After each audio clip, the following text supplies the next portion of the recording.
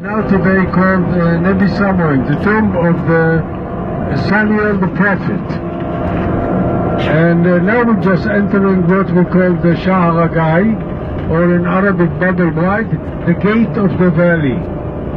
The gate of the valley is the old road that used to be to Jerusalem from Jaffa. Jaffa was the port of Jerusalem, so we used to come not on this road, but the road southern to us, parallel to us. And this was the road, the traditional road from the middle of the 19th century toward Jerusalem, from Jaffa toward Jerusalem.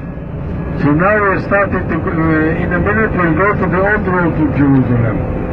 The road number one that we used to go until now is a new road. It's open only in the 80s, and when Menachem Begin was a prime minister and Anwar Sadat